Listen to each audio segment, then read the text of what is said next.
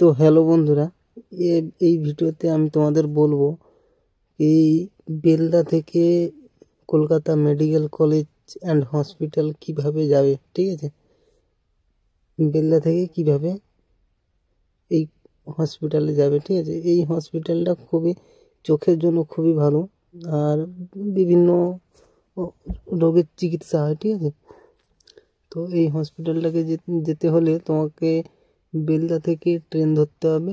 ঠিক আছে, আর হাওড়া থেকে ডাইরেক্ট গেলে তোমরা যদি বেলদা থেকে জগন্নাথ এক্সপ্রেস ধরে যাও, তবে ওই জগন্নাথ এক্সপ্রেস ডাইরেক্ট হাওড়া যায় না। ঠিক আছে, ওটা তোমার সাঁতরাগাছিতেই লাস্ট টপ। ঠিক আছে, এবার সাঁতরাগাছি থেকে তোমাকে বাস ধরে শর্টকাটে যেতে হবে।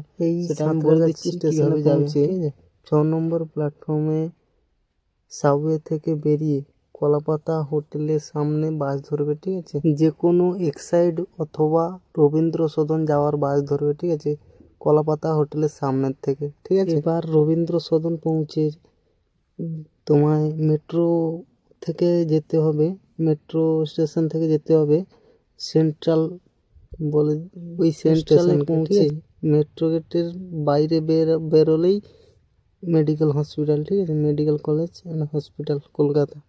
তো বন্ধুরা, যদি ভিডিও ভালো সাবস্ক্রাইব করে নাও চ্যানেলটা, আর বেল আইকনটাকে অল করে দাও এর পরবর্তী ভিডিও তোমার পাওয়ার জন্য।